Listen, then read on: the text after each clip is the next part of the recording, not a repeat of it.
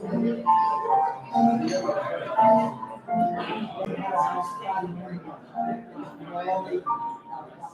Hill last Friday. Kind of crowd.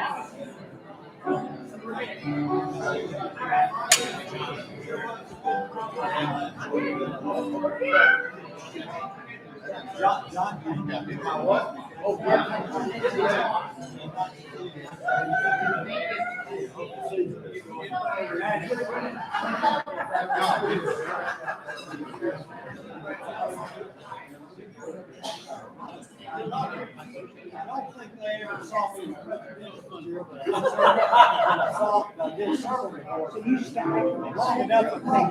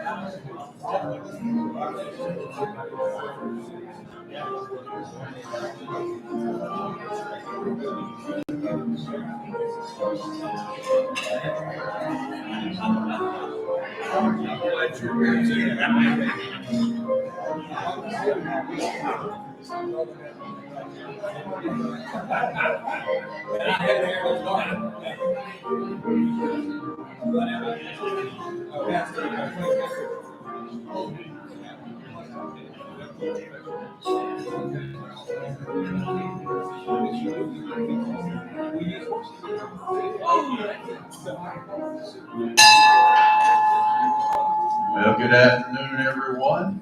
Pleasure to see everybody here today. Again, it's my pleasure to welcome everyone to our Thursday afternoon meeting of the Rotary Club of Tyler.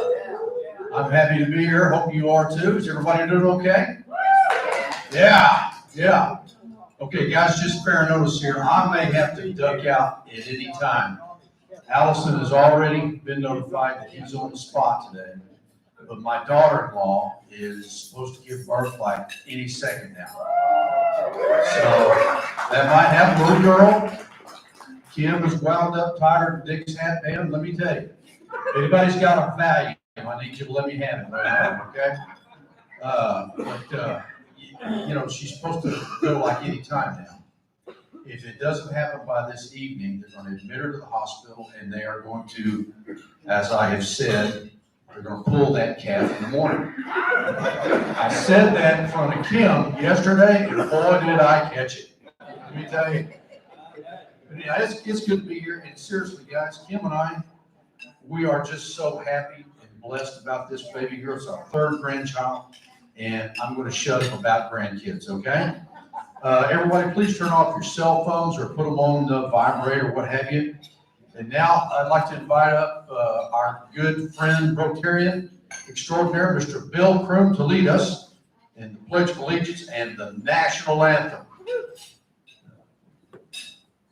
My dad used to use the term tied as Dick's hat band. Yeah. I hadn't heard it in a long time. All right, face the flag. I pledge allegiance to the flag of the United States of America and to the republic for which it stands, one nation under God, indivisible, with liberty and justice for all.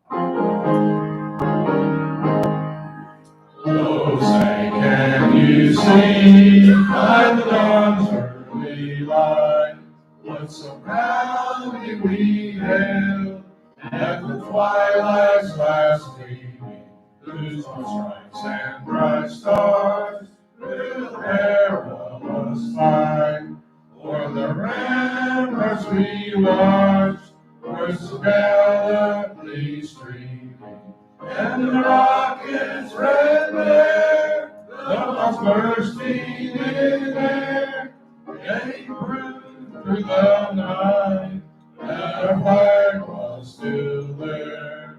Oh, say does that star-spangled banner yet wave o'er the land of the free and the home of the brave?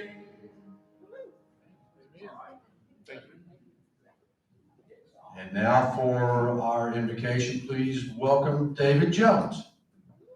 Thank you, Bill. Sir.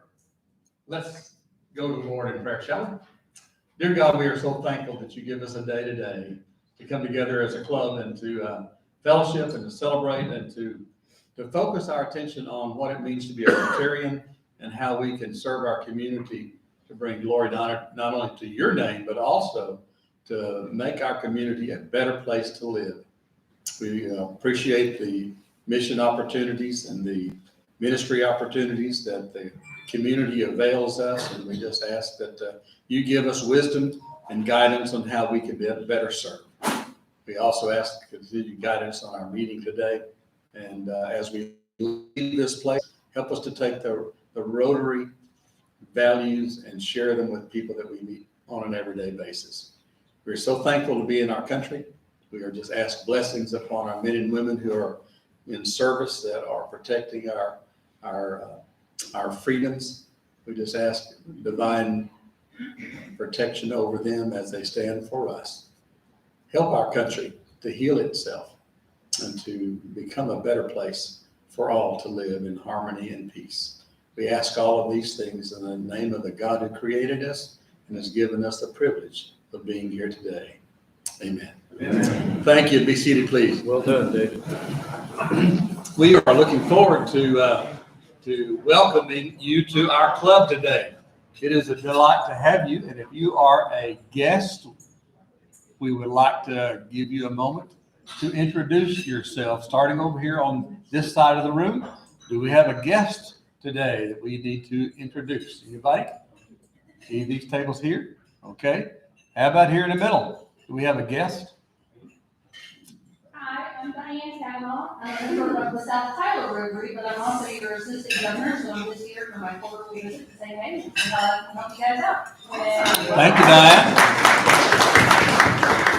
So she can say, we've been checked off the list. Okay? All right. All right. I have a guest with us today. He's a former Tylerite, graduate of John Tyler High School back in the old days. And we haven't seen each other in about 20 years. And so, Steve, stand up and tell us who you are and what you do, please. Steve's family, I grew up here in Tyler, like David said. We were about 16 or 17 when we were singing all over the country at that time. Everything. I've been in the ministry for over 50 years, and right now I am working with pastors all over the nation. We have different chapters set up in various states, Canada, and Europe. If we get over there, because of COVID, and so we've had a great loss among ministers in the last 24 months. And so we're working to try to recoup them. We have life coaches and leadership coaches and all those kinds of stuff on our staff that work with us and help that. It's kind of evolved over to the medical arena as well as business people. And so we have written a book called Dare to Define Your Destiny that we utilize, and we use horses in our work too as well. That's why I'm dressed up like this. We'll take out a few more horses later on. But we're building a training center between us and Palestine, kind of out in the country, as we get it ready, and a lot of businesses and good people from these sections that help us bring all that and put it together. All right. It's good to see David again. He's aged more than I have. Look out now. Look out. Look out. We're getting too personal, Steve. Thank you. Yes, sir. I have a guest here today, a guest of both mine and Mike and Debbie Kavanaugh, Danny Clemens. Danny, stand up and let us welcome you. Oh, thank you. Give us a little word about who you are, please, sir. Well, again, my name's Danny Clemens. I live in the Cascades. Good friend of DM and the Kavanaughs here. Born and raised in Arkansas. Retired in 2018 from the construction and self-storage business. And now I fish Amen. and ride motorcycle. Amen. All right. We won't hold Arkansas against you. We're just glad to have you with us today. I moved away from that Long time ago. All right. Thank you so much. Okay, over here on this side of the room, I have one of those tables. We have a guest. Well, I thought you were going to give us a guess there, girl, and you stood up. Yeah. Spit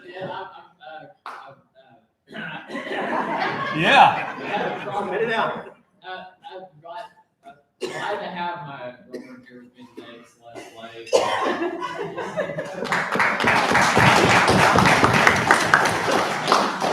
I think he was a little flustered. His girlfriend's here today. Yeah. Well, we'll try to be on our best behavior for you, dear friend, being present. Thank you for coming. Thank all you guests for coming, and Diane for being here as our assistant governor. We greatly appreciate it. President Bill. Did Brooks tell us what the name of his girlfriend was? What was her name? Celeste. What? Celeste. Okay, look, we need to have a talk before you leave, okay? All right? He's okay most of the time. Okay, all right. David, thank you for that. I want to thank our pianist. She's still here. Oh, you didn't sneak out on me, Vicki. Great job again, folks, for Vicki Cox. And Robert Finney, I want to thank you for being our greeter today. Stand up, take a bow. Excellent job. fixed my collar before we came in. And now, please welcome Paul Glasser for This Week in History. Thank you, Bill. On the 16th of December, 1773, about 130 Boston colonists, some of them disguised as Mohawk Indians, threw more than 340 chests from 3 shiploads of tea into Boston Harbor, belonged to the British East India Company, as a protest to a tax on tea imposed by the British Crown in May of that year. The destroyed tea was worth about $1.7 million in today's dollars, and it really hacked off the king. The Crown reacted harshly, and that incident set the stage for the American Revolutionary War 2 years later. On the 17th of December, 1903, Orville Wright, with his brother looking on, piloted the Wright Flyer 1, an aircraft equipped with a 12-horsepower engine, a distance of 120 feet over a period of 12 seconds, in what was the first powered airplane flight. There were 3 more flights that day, people don't know that ended with Wilbur flying 852 feet in a flight that lasted close to a minute. On the 18th of December in 1892, playing to decidedly mixed reviews, Tchaikovsky's Nutcracker Suite debuted at the Mariinsky Theater in St. Petersburg, Russia. The ballet is an adaptation of an 1816 short story by German author E.T.A. Hoffmann titled The Nutcracker and the Mouse King.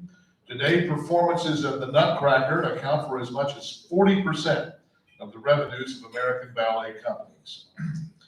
Staying in the Christmas vein, on the 19th of December, 1843, author Charles Dickens self-published a novella titled A Christmas Carol in Prose, being a ghost story of Christmas.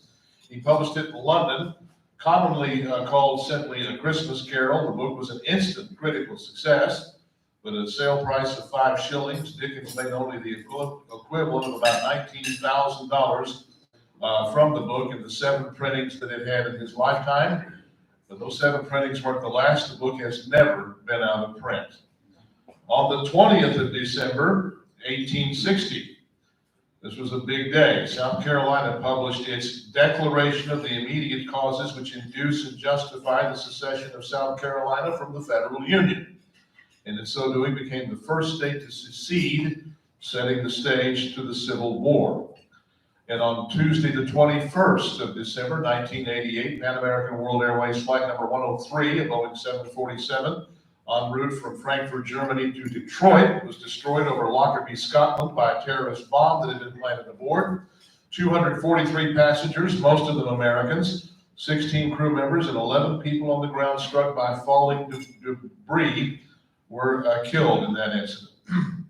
And finally, on the 22nd of December, 1808, three quarter note G's followed by a half note E flat. Recognize that? Marked the beginning of the premiere of Ludwig van Beethoven's Symphony No. 5 in C minor, Opus 67. The piece was played in the 3rd hour of a 4-hour marathon performance at a freezing cold theater on der Wien in Vienna, Austria, and the orchestra performed it poorly. Reviews were terrible. Yet Beethoven's Fifth, as it's now commonly called, became the most recognized piece of classical music in the repertoire. It's regarded as one of the greatest musical compositions of all time. Those 3 opening notes, da-da-da-da, correspond to the Morse code letter V. And as a result, Beethoven's Fifth became an unofficial anthem of the Allies for victory in World War II. Birthdays in the coming week. Speaking of Beethoven, Ludwig von Beethoven turns 251 today.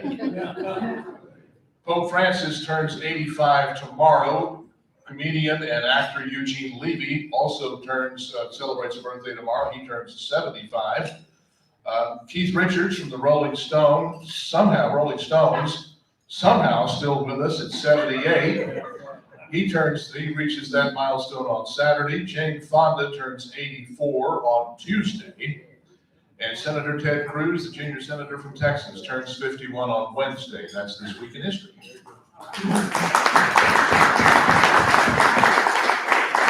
All right, thank you, Paul. Very enjoyable.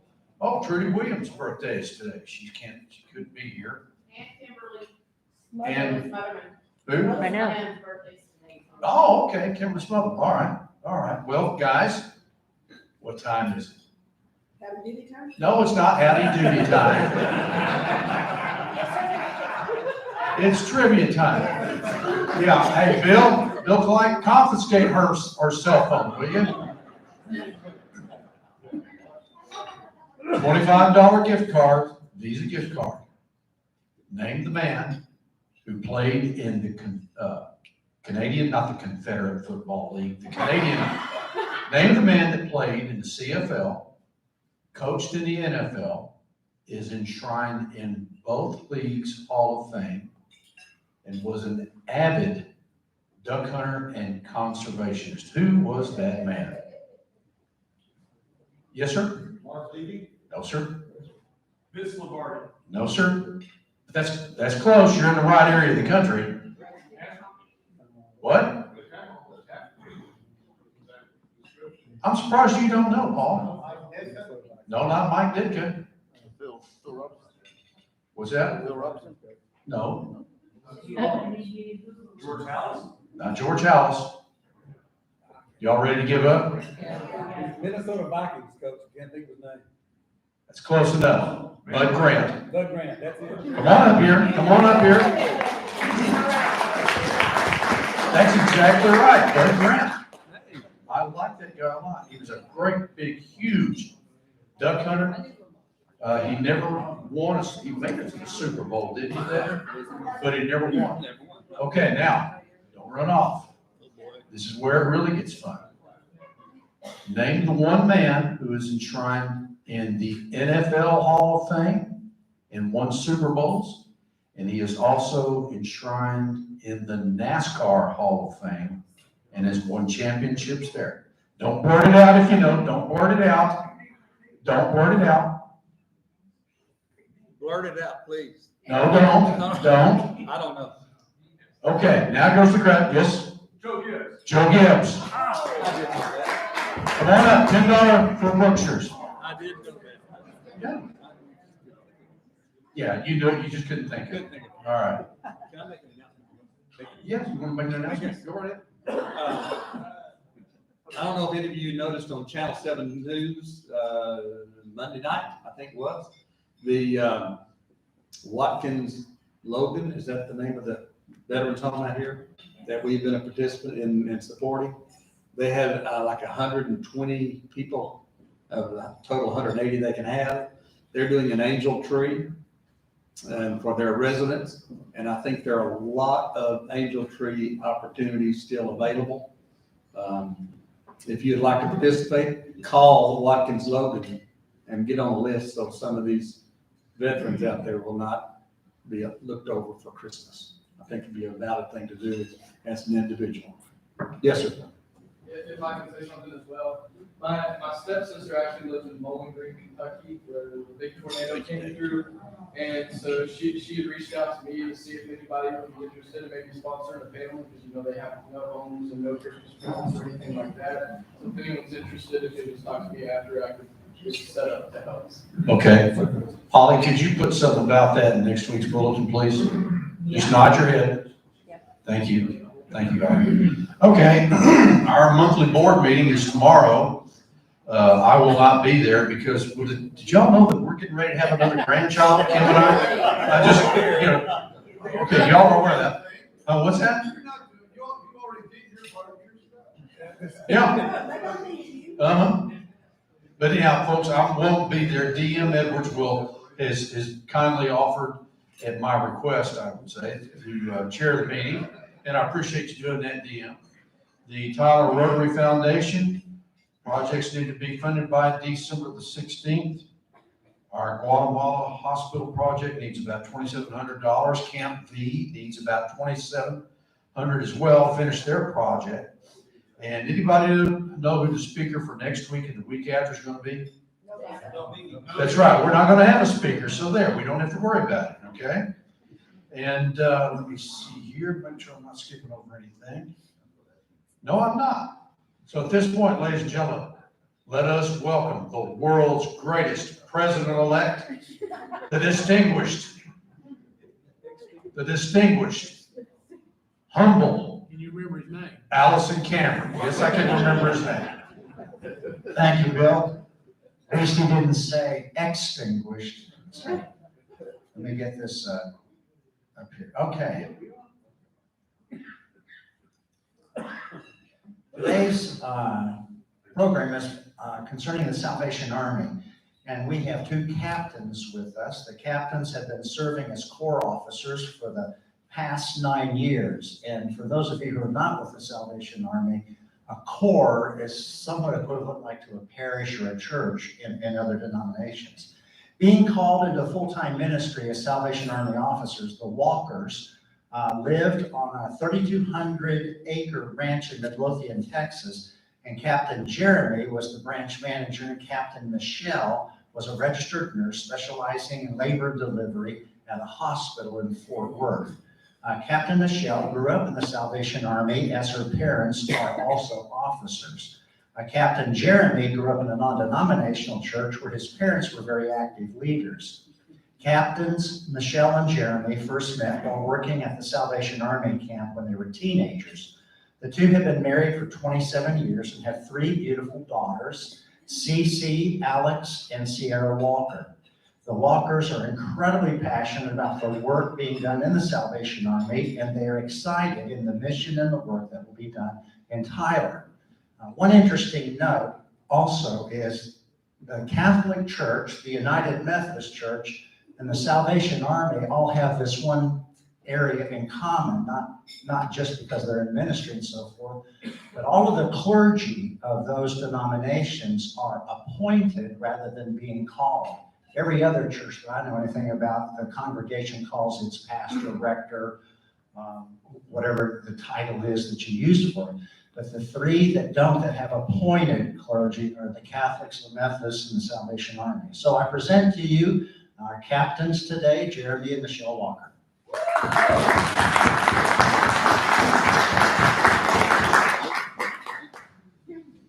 Last time I was in this room, it was for the Sunrise Rotary. Yeah, it was early in the morning, and now I'm in here with the Rotary. So I'm excited about the because the Salvation Army, everybody forgets the. So I understand we are the Salvation Army. So I get it.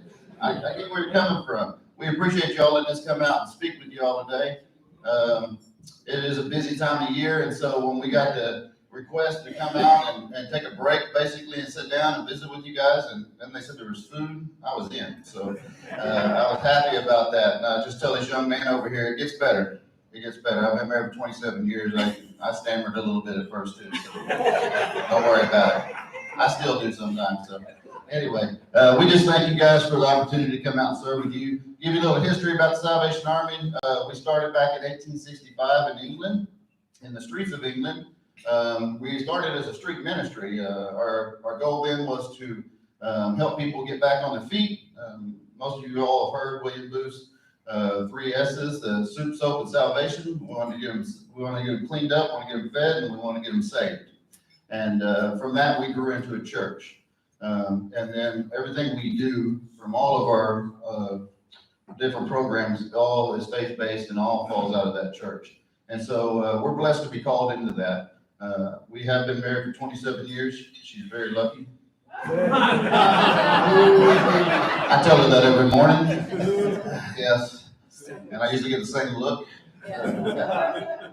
We do have 3 beautiful, hard-headed, teenage, wannabe adults, daughters. So please pray for us. Yes, as they're trying to figure out life. Yeah. Anyway, yeah, it could be good. But we got called into the Salvation Army, and we haven't looked back for it. We've been blessed. We've been appointed to Bryan College Stations where we started, Geekham, fans, and then from there we went to Midland, and then we're very, very blessed. We were telling our table over here to be in East Texas and to Tyler. We love this area. Captain Michelle went to school in Kilgore a long time ago when we were engaged, And I used to rodeo, all over this country. I used to come over here to ride bucking horses into Tyler a lot and to practice. And so when they said Tyler, I was quite happy. One, there was lakes to fish in, and two, there was green grass and trees. So we were happy about that. But then we got here and figured out this community is amazing. We have a very, very wonderful community, as you guys know, and we're very blessed to be a part of it. The Salvation Army, we run a 200-bed facility year-round, homeless shelter. And we got here right in the height of COVID, as we were talking about, and it was a little bit different. Usually we like to get out and meet people and see people, and I don't remember names very well, but I remember faces, and everybody had masks on. But our shelter shut down during that time, and we put in different protocols and separated people and put head to toe sleeping and put in paper products and paper plates, and God has got us through that. So we have quit serving, but we did do that last year alone. We were able to serve about 58,000 meals to those that need. So that was a very big deal for us to be able to keep that going. This is last Thanksgiving. This year, we served about 1,000 meals, about 800 and some odd meals during lunch. And then at dinner, we served about 1,000. I say that not because we did anything special. Greenberg Turkey donated the turkey, which is amazing. And we had about 200 volunteers that showed up. And they came in the day before, started cutting turkey, cutting pie, and I just showed up and, smiled and waved, and they did all the hard work. And it was a true blessing to see how this community works out and help those. And then I was telling somebody just the other day, it was really neat because we wanted to make sure that the residents that were staying with us had a home style meal. This is their home. And so right before we had to turn the dining room into a work area because COVID spread everybody out. And right before the residents got to eat, all these volunteers just reset the tables. Captain Michelle bought a lot of decorations, and they got to sit down and got served just a home style meal where they didn't have to get up and get anything. It was just a big blessing, and we just thank this community for that. And now we're into our Christmas time, which you guys know. Man, the other day, I got to drive around and check out all the Rotaries and shake hands. Got to meet some of you guys, and I appreciate you so much, more than you ever know, because we're right in the middle of our season. I'm gonna let Captain Michelle talk about our Angel Tree program, and then I'll be quiet. You talk a lot. I don't talk as much. Yeah, or loud enough, right?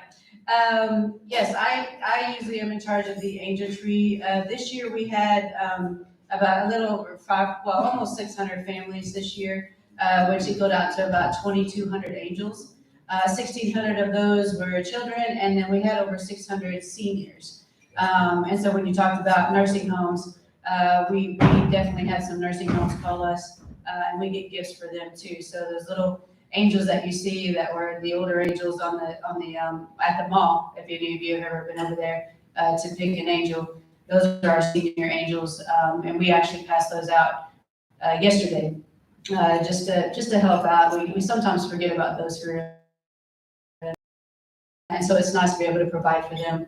And then of course our children. I've never really, for some of us, we've never been in a situation where we couldn't get our children new gifts for Christmas. And so it's nice to be able to provide that for kids, because I don't think I could imagine not having Christmas for my kids. So that's what we do. 2,200 people get Christmas. And so I'm in charge of that, and we're actually passing out tomorrow. So he was like, "You gotta come speak at Rotary." I was like, "Okay," but I got like this much time, and then I gotta go get changed into my working gear. Like you said, you have to go work with horses, so that we can finish up what we need to finish up, so everybody has a good Christmas this year. We also, everything that we do with our kettles support that Angel Tree, and that's why I'm always like, yeah, give to the kettle, because then if we are in need of anything for our Angel Tree, we're able to pull that money to help out with the children, because a lot of times we have a little bit of trouble trying to find gifts for older kids, just because they're older, and they're just like any other kid. They'll put on there a Chromebook or they'll put PS5, and I'm like, I would like one too. But you know, they're just like any other child. They have their wish, and some people get that, and some people don't. So it's good just to be able to see the smile on Mom's face when she's able to at least provide for her children some gifts for Christmas. And so we do appreciate, you know, anybody who has gotten an angel and who has adopted an angel or provides money in the kettle, or provides money for the angel tree for that. We just, we truly do appreciate all that you do for the community, because we haven't, you know, I've been here, this will be my second year, and there won't be a child or a senior that will go without this year. So we thank you for that. Yeah, we couldn't do that without you guys. As I said, we started way back in 1865, and the Army has grown into 133 countries across the world. And but here in Smith County, this is what we do, and we serve those in need as the other armies do in Christ's name. And we're blessed to be called to do that. It's hard work. We work a lot of hours, especially this time of year. The first week of January, you can see us. We'll be sleeping in the corner somewhere crying. But it's always worth it at the end of it, you know, the back breaking and the running around and trying not to die on the roads. And it's always worth it because we get to help so many people out. But I get asked this question every year when we do Thanksgiving or we do Christmas and we're serving these big meals and everything is, do you guys do this every year? And we say, we do this every day. And so it's not something that we really brag about or anything, but I would like to tell you that we can't do it without the donations of this community. We strictly run off the donations of Smith County. So what's raised here, when you guys go out and ring that bell, like you did, it raised $832. Appreciate that, by the way. Yes. And give yourself a round of applause. Every kettle had $832 in it. We'd be at our $370,000 goal already. So can you guys go ahead and go back out? We'll talk later. It goes to helping those 2,200 kids, but it goes through all this stuff that we do every day. We have a faith-based reconnect program, which is like I said, a faith-based program for drug and alcohol for men and women. We have our disaster programs. We've got a lot of brothers and sisters hurting out there right now because of these tornadoes, and we've got boots on the ground serving since the first part, feeding and housing and doing what we need to do. And that's the great thing about the Army is there's not a zip code that we don't cover. Some way, some shape or form, we don't cover, or we cover every zip code. And we just trust in the Lord and we go to work and He always provides. This year, it's been really hard to get people to work as far as ringing bells. As you know, everybody's having trouble hiring people, and we are at the low end of the spectrum because our national average is 82 cents of every dollar goes right back into our services. So those that work for us are doing it out of the kindness of their heart, basically, because we're not paying them enough. But we believe in putting everything we can back into helping those in need. If you came by and donated to our family store or bought something in our family store, that store simply exists to put money into the programs. That's all it does, is everything that is donated in that store, we sell, we transfer that money over and help those in need. So we just can't thank you guys enough. We have 43 locations. We still have about 8 more days, and we are only a little bit over 50% of our goal of 370,000. So we really need help from the guys, spreading the word, coming by. Like you said, your dad walked by, and every time he dropped a dollar, that dollar adds up. And we can't thank you guys enough for what you do. But every penny, every dollar, diamonds, gold, check, whatever goes to the bank, we'll put it in there and we'll put it back into good use. So we just thank you. We wanted to just open it up just for a minute for question and answers. If you guys have any questions for us, she has all the answers. I'm kind of curious in terms of y'all grew up in this line of work and et cetera. How do you get assigned places, and how long do you typically stay at a spot? You know, Allison is a former retired Methodist minister now. I guess you're never always retired. Basically, you get assigned, and how long do you typically stay at places, and how does that whole thing work? How do you report into a organization? Obviously, national. What's the organization like? Okay. So the United States is broken into 4 territories. We're in the Southern Territory, the best territory. And we're in, that's holy pride, by the way. It's okay to say that. But we're in the best territory. But we get assigned, by our leaders. So we have a divisional leaders, which is the state of Texas. We have a colonel that's in charge of us. And then we have a territorial leaders that usually make the final say. And then there's the national leaders, and then it goes all the way up to the general in England. But a typical appointment is about 3 to 5 years. Sometimes it's sooner, sometimes it's longer. We plan on being here until we retire. We hope they forget about us because we really like it here. But we know that one day we'll get a call. So when we were, before this, when we were doing what we were doing, and God called me, it took me about 6 months to even tell her. I just told my horse and argued with God, and horse bugged me off, and God told me to shut up, so I told her. And from that point on, we decided at the age of 36 to go back to college, which was an experience all in itself, because me and my daughters had never lived in the city before, and we went from Midlothian, Texas, 3,200 acres, to middle of Atlanta, Georgia. And so God has always went before us, and he always does. And so we trust our leaders. They pray heavily over it. They try to look at the best gifts to put into the community. But, you know, it's a lot of moves, and I hope I'm never in that position. Yes, sir. I retired from Dallas Police Department. Back in the day, in 79 and 81, the city would put 2 officers on special assignment each week to Camp Hobbitsville. And it was a wonderful experience. I'll never forget those 2 years I went. Does that still go on? Is there still a Camp Hobbitsville? Absolutely. Because of COVID last year, we were only able to do our biggest camp, which is music and arts camp. But this year, Lord willing, everything's going to be back. So we have programs going around year-round there, but we have men's camp, we have women's camp, we have older adult camp. We have all the kids camps that go out throughout the summer. And then our favorite camp is family camp. So the kids get to go, the parents might go to this other thing, but at this one, they come together and we offer like budgeting classes, parenting classes, and then there's classes for the kids, but then they come together and worship. So camp is a vital part, and we send a lot of kids there and a lot of adults. Yes, sir. So I've heard about Goodwill. I mean, I've shopped there forever and ever, no matter what town we lived in.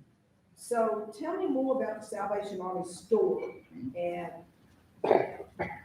anyway, just to kind of expound on that, because I feel like I've been told about this way, and now I'd like to know about what y'all. Okay. Well, yeah, we won't talk about anybody else, but we're a nonprofit, and so, like I said, we run off of every dollar and every penny that gets dropped in the kettle or gets donated out throughout the year.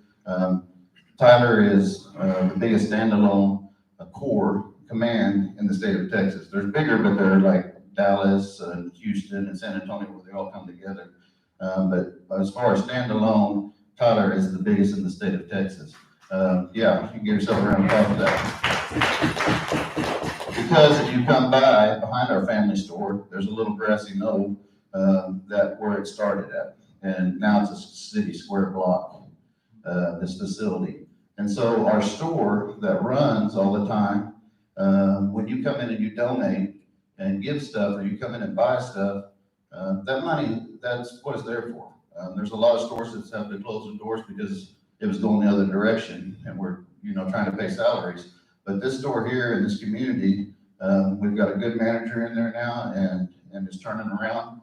And we just want to make as much money in that store, because the more money we make in there, the more people we can help and feed.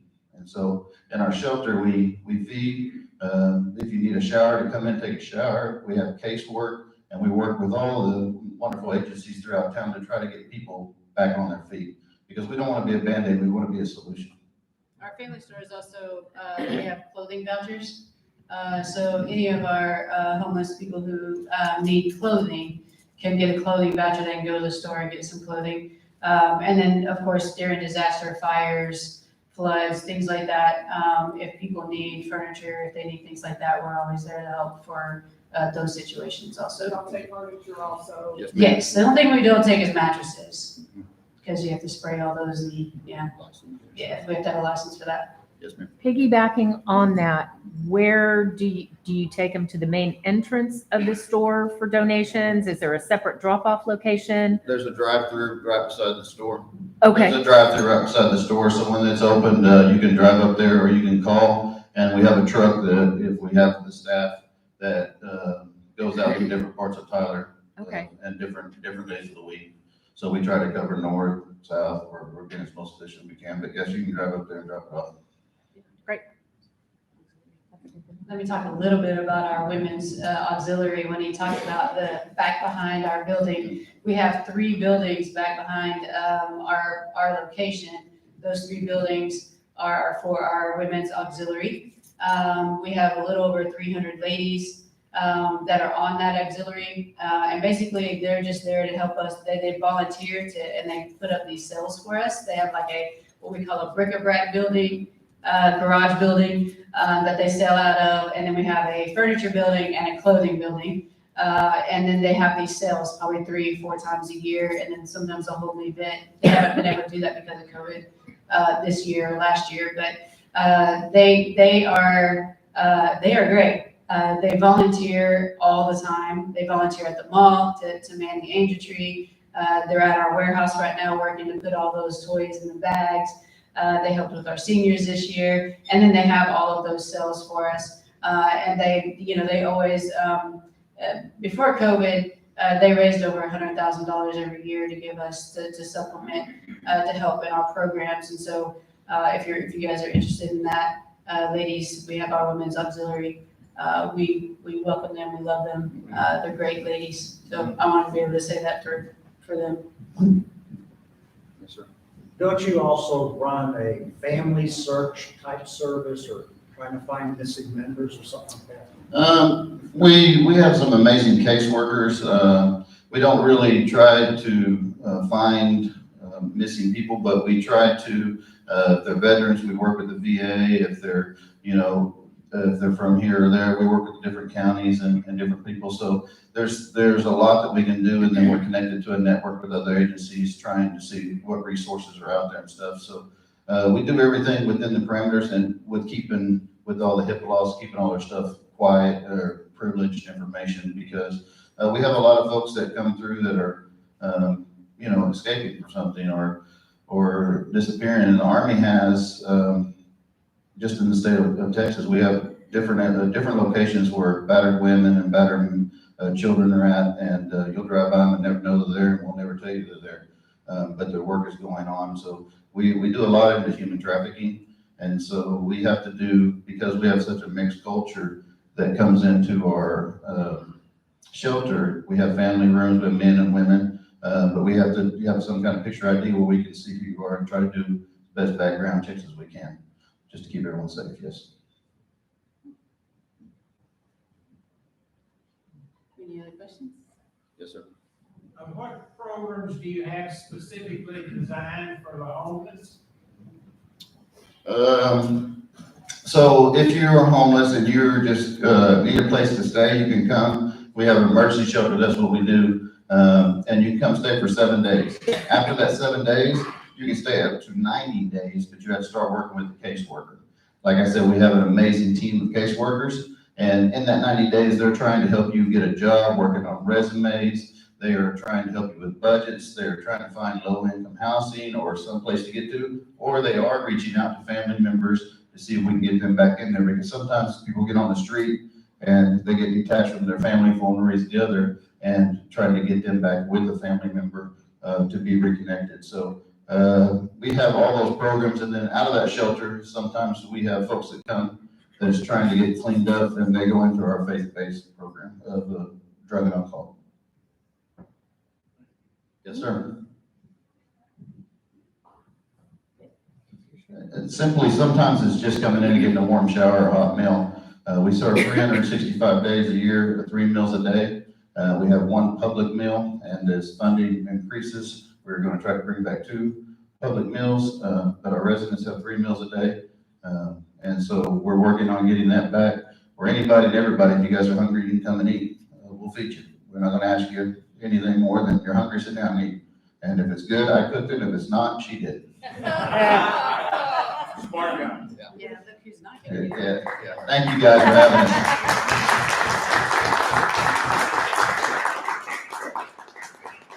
All right, thank you, Captain Jeremy.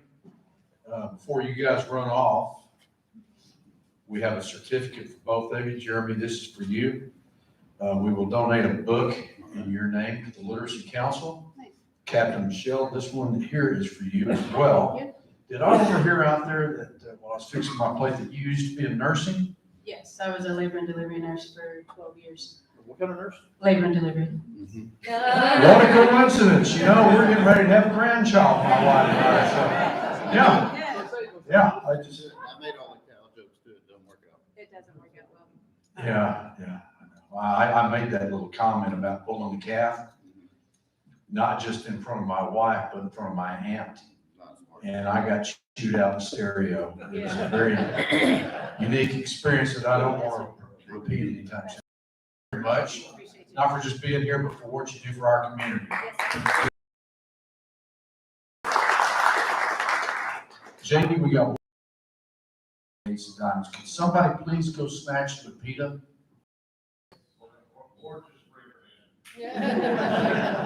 Snatch her, grab her.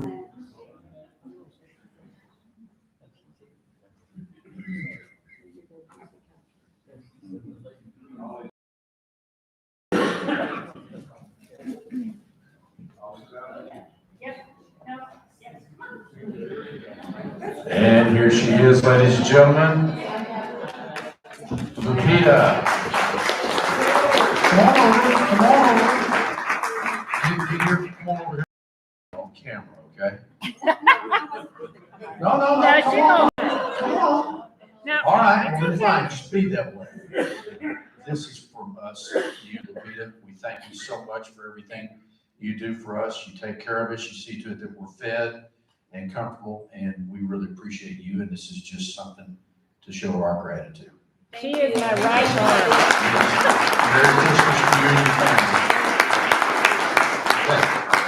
Thank you, Lupita. De nada. That's about all the Spanish I know. Okay. Let me see here. We got that done. Now it's time for the Ace of Diamonds Award. JB, how much is in the till there, my friend? $1,160, and we've got 38 cards left. Could you please ask Captain Michelle to Yeah, draw? I wasn't gonna let him. No. Yeah. Yes, that's exactly right. We don't need his hand in the till.